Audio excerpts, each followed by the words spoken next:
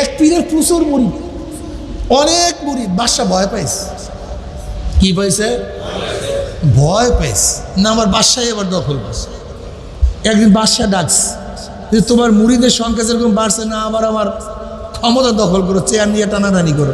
বললেন আমার মুরিদ তো বেশি না। বলে এই যে হাজার হাজার। বলল না, এত আমার মুরিদ না, আমার মুরিদ তো 1.5 জন। আমার মুরিদ 1.5 জন, 1.5 জন, একজন না 1.5 জন। বলে আবার কেন? বলে একটা কাজ করেন, আপনি আমাকে অ্যারেস্ট করেন, বন্দি করেন। বন্দি করার পরে ঘোষণা দিবেন জানের পরিবর্তে যান। যে হুজুরকে ছেড়ে দিব, যে হুজুরের পরিবর্তে হত্যা হতে পারবে। হ্যাঁ, জানের পরিবর্তে হুজুরকে ছাড়বো, তুমি মরবা, তুমি মরবা, হুজুর বাঁচবে। আসো কে আসো, হুজুরকে অ্যারেস্ট করছে, পুলিশকে অ্যারেস্ট করছে। এইবার সব মুরিদরা আসছে। বাদশা ঘোষণা দিছে কোনো টেনশন নাই, তোমার হুজুরকে ছেড়ে দিব, কিন্তু শর্ত একটা, তার জানের পরিবর্তে কে জান দিবা। এবার আস্তে আস্তে হ্যাঁ মাঠ আস্তে আস্তে খালি হওয়া শুরু হয়েছে। মাঠ আস্তে আস্তে খালি হওয়া শুরু হয়েছে। এবার দেখে এক বুড়া আর এক বৃদ্ধা মহিলা, দুইজন বসে, একজন পুরুষ আর একজন মহিলা। তা পুরুষ একজন, মহিলা পুরুষের অর্ধেক। কথা কয়েছে, হইল কজন? তারা বলে বাদশা নামদার, আমরা রাজি আছি, হুজুরকে ছাড়িয়ে দেন, আমাদেরকে কতল করিয়া দেন।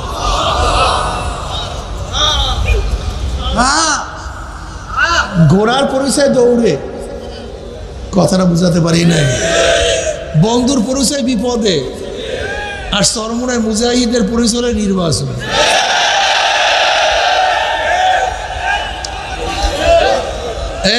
খারাপ স্লোগান দিয়ে নামাজের মধ্যে মুনাফেক একটাও ধরা পড়ে না, জিকিরের মাজলিসে একটাও না। কথা কয় বয়ানের মাজলিসে সব ধরা পড়ছে যুদ্ধের ময়দানে, জেহাদের ময়দানে। আবার আর এক দল আছে জেহাদ করতে, চরমনায় মুজাহিদ জেহাদ করতে করতে, নির্বাচন করতে করতে, রাজনীতি করতে, জিকির কথা কয় না। হালকা মাসিক ইজতেমা, আবুয়াবি, এরশাদ, জিকির আজকার, তাজকিয়া, চোখের পানি, কলবের যন্ত্রণা, সুন্নাত, কলবের হালাত সব ক্লিয়ার। এটা একটা কাদা, মানে উভয় সংকট। এটা একটা ভুল। এত অতি রাজনীতি ভালো না। রাজনীতি করি কাল লাগিয়া, তোমার তো ফাইজলামির দরকারটা কি? হ্যাঁ, এত ফাইজলামির দরকারটা কি? মাওলাকে নাও, মাওলাকে চেনো, মাওলাকে ধরো। অনেকে আসি রাজনীতি করতে গিয়ে বেপর্দা হই।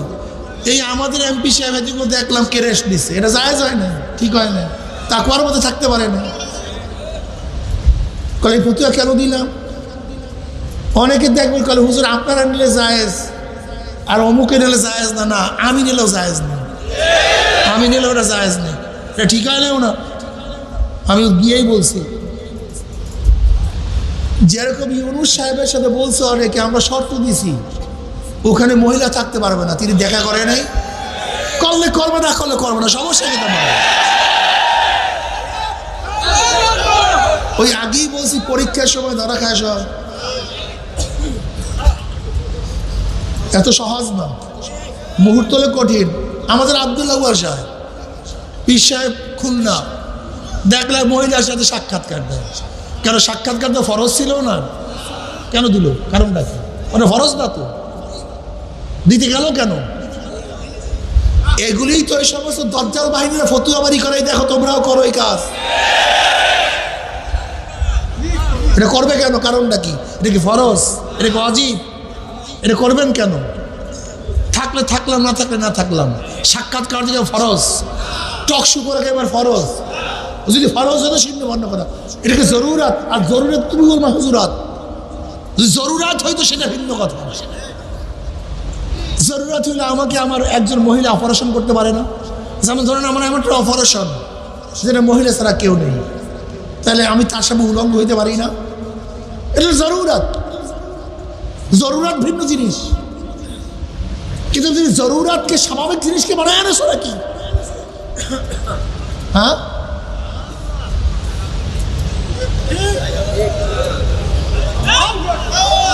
জরুরত ভিন্ন জিনিস।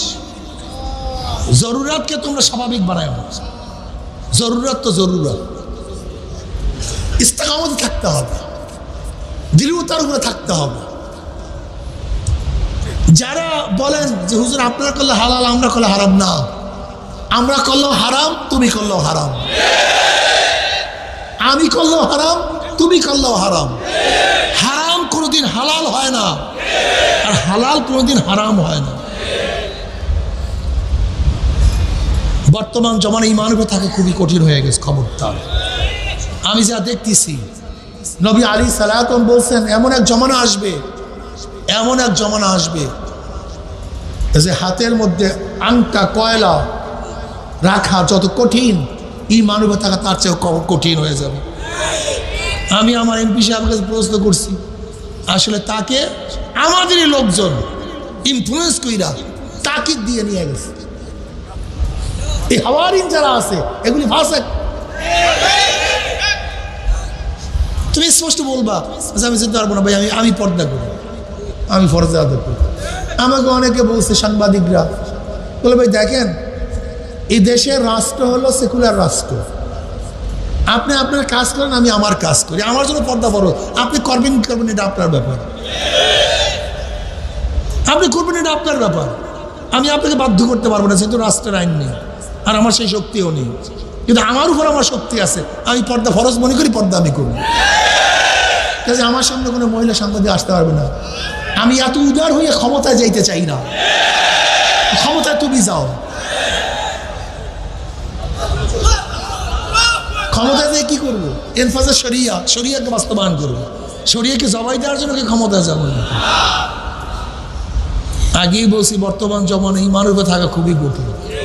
খালি জেনজি আমাদের যুবক বন্ধুরা, তাদের অবস্থা খুবই খারাপ, তার উতাল পাতাল হয়ে গেছে, দিন থেকে দূরে। আর জেনজিদের কথা দূর কথা, এখন চরমনায় অনেক মুজাহিদ, ওই গুপ্ত মুজাহিদ যেগুলি গুপ্ত ছিল, এগুলির অবস্থা তো খুব খারাপ। খবরদার গুপ্ত মুজাহিদের ধোঁকায় পড়বেন না, কিন্তু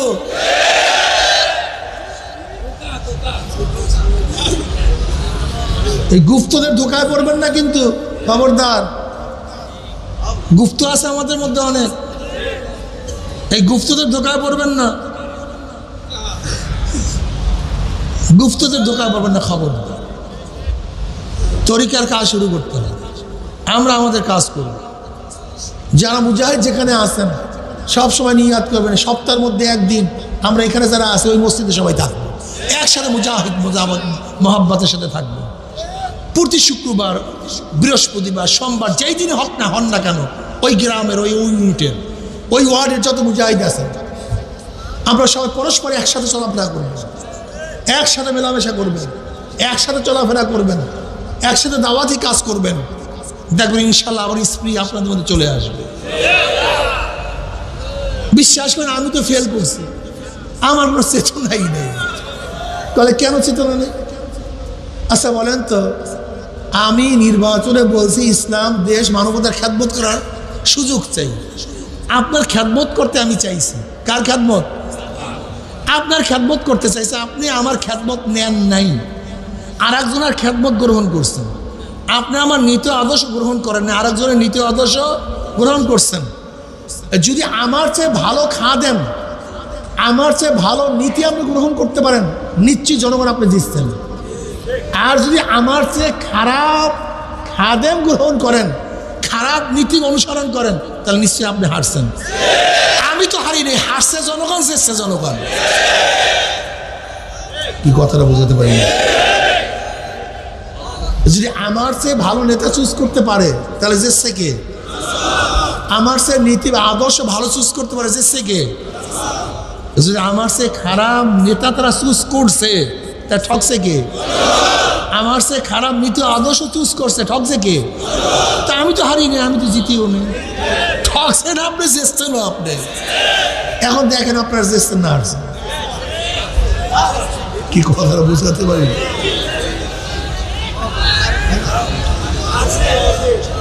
পাগল হয়ে যায় না স্যার, মনে মুজাহিদ। ইসলামের মধ্যে হার বলতে কোনো সাবজেক্ট নাই। ইসলামে হারের কোনো সাবজেক্ট ইসলামের মধ্যেই নাই। ইসলামের কোনো সাবজেক্ট হারের মধ্যে নেই। ইসলামের সবই জিত। ইসলামের সবই জিত। কিসের হার? আমি যা কাজ করি রেজা মাওলার জন্য। ফুস্তু রব্বিল কাবা, ফুস্তু আল্লাহ রব্বে কাবার কসম আমি কামিয়াব হয়ে গেছি। আল্লাহর কসম আমি কামিয়াব হয়ে গেছি। কি কথা ঠিক না? কাজে আমরা কি হয়ে গেছি? জোরে বলে কি হয়ে গেছি? কামিয়াব হয়ে গেছি। ধরে নেন গোটা এই ময়দানের, গোটা বাংলাদেশের, গোটা দুনিয়ার মানুষগুলি যদি বেঈমানদের পক্ষে চলে যায়, আর একজন যদি হকের পক্ষে চলে, তা কামিয়াব কি? হকের পক্ষে। এই জন্য কামিয়াবের আলামত। তুমি কামিয়াবি কিসের মধ্যে মনে করছো? ক্ষমতায় যাওয়ার মধ্যে, এমপি হওয়ার মধ্যে, মন্ত্রী হওয়ার মধ্যে, মিনিস্টার হওয়ার মধ্যে? এই সেন্স মাথার থেকে ঝাড়িয়া ফালায়া দাও। এটা মাথার থেকে ঝাড়িয়া ফালায়া দাও। তাই বলতে পারেন হুজুর করেন কেন? আল্লাহর কসম করে বলি, যদি নির্বাচনের মধ্যে রাজনীতির মধ্যে ইসলামের কোনো স্বার্থ না থাকতো, আমাকে ঝাঁটা দিয়ে পিটাইলে আমি কোনোদিন নির্বাচনে এই রাজনীতিতে অংশগ্রহণ করতাম না। ইসলামের স্বার্থ আসি বিদায় দেখা জোরে বলেন গেছি। কিন্তু ইসলামের স্বার্থ বাস্তবায়নের জন্য, আমার স্বার্থ বাস্তবায়নের জন্য না। ভালো মতো মজবুত করিয়া এটা ধরেন, ভালো মতো মজবুত করিয়া। তাজকিয়া লাগবে না, ছাত্র আন্দোলনের ছেলেদের লাগবে না, না তাদের লাগবে। যুব আন্দোলনের তাজকিয়া লাগবে না, হ্যাঁ সাথে যুব আন্দোলন না, শ্রমিক আন্দোলন তো লাগবেই না। আরে শ্রমিক আন্দোলন, ইসলামী আন্দোলন তো আলহামদুলিল্লাহ এরা তো পুরো পবিত্র হয়ে গেছে, এরা তো আত্মশুদ্ধি করিয়া ফেলাইছে, এদের জন্য তাজকিয়ার কোনো দরকার নেই। সব শেষ হয়ে যেতেছে, সব শেষ হয়ে যেতেছে, দিন দিন সব শেষ হয়ে যেতেছে, সব ধ্বংস হয়ে যেতেছে। এখন দেখা যায় মফস্বলে বয়ানে গেলে মুজাহিদের মাথায় পাগড়িও পাওয়া যায় না। বয়াতের সময় পাগড়ি পর্যন্ত নেই, এই পর্যন্ত পড়ছে, আধুনিক হয়ে যাইতেছে সবাই। এই টুপি বদলাবার গ্রুপ দেখবেন খালি এদিকে ওদিকে, এদিকে ওদিকে ফুসফাস ফুসফাস ফুসফাস ফুসফাস ফুসফাস, আধুনিক হইতে চায়। তুমি তোমাকে নিজেকেই তো প্রথম পরিবর্তন করিয়া ফেলাইছো, আর একজনকে পরিবর্তন করবা কিভাবে? তুমি নিজেই তো কুয়ায় পড়ে গেছো, আর একজনকে কুয়ার থেকে তোলবা কিভাবে? তুমি তো তোমার নিজের আদর্শ চ্যুতি হয়েছে, আর একজনকে আদর্শবান বানাবা কিভাবে? আদর্শবান মানুষ কোনোদিন হতাশ হয় না। আমি বারবার উদাহরণ দেই, কথায় কথায় চলে আসে। এবছর বামপন্থী থেকে নির্বাচন করে নাই, কথা কয় না। হতাশা দেখছেন না? ক্ষমতা চলে গেছে, তা হতাশা নাই কেন? হ্যাঁ, আর তোমার মধ্যে হতাশা, তোমার মধ্যে হতাশা আসছে। একজন কমিউনিস্ট সে নির্বাচনে ফেল করছে, 100 জন্মের মধ্যে ফেল করছে, তার মধ্যে কোনো হতাশা নাই। কারণ সে সবসময় মাথার মধ্যে আমি কয়েকজনের মধ্যে আমার আদর্শ সাপ্লাই দিতে পারছি, এইটাই তার বিজয়। আর তুমি এমপি না হওয়ার হতাশা করতেছো, তোমাকে আদর্শ শিক্ষা দিতে পারিনি। আমাদের সমস্যা আমাদের মধ্যে, সমস্যা আমাদের মধ্যে, তোমাকে আদর্শ শিক্ষা দিতে পারিনি। আদর্শবান মানুষ কোনোদিন হতাশ হয় না, তারা সবসময় চিন্তা করে আমার আদর্শ কয়জনের মধ্যে সাপ্লাই করতে পারছি, কয়জনকে আমার আদর্শবান বানাতে পারছি, এইটাই তার কামিয়াবি, এইটাই তার কামিয়াবি। ঠিক তোমাদের মাথার মধ্যে টেনশন চিন্তা থাকতে হবে, আমার আদর্শে কয়জন মানুষকে আদর্শবান করতে পারতেছি, এইটাই কামিয়াবি। কামিয়াবি এই নয় যে জিতবেন, আজকে জিতবেন কালকে হারবেন, যেরকম জাতীয় পার্টি। কি কথা কয় না? জিতছে এখন অস্তিত্ব বিলীন, এই জিতার লাভ নেই, এই জিতার লাভ নেই, এই জিতা হারা। আর অনেক হারা জিতা। কি কথা ঠিক না? যাই হোক, তাস্কিয়ার কথা বলতে বলতে এটাও তাস্কিয়ার অংশের মধ্যে পড়িয়া গেছে। বলিও না হালকা জিকির, বলিও না মাসিক ইসলাম, বলিও না জিকির আজকাল। সে আগের মতো কেতাবাদি আবার পড়তে থাকো, এই মুজাহিদের সাথে চলতে থাকো, নিজেদের মধ্যে তাস্কিরা এলমে মারিফতের তাস্কিরা করতে থাকে।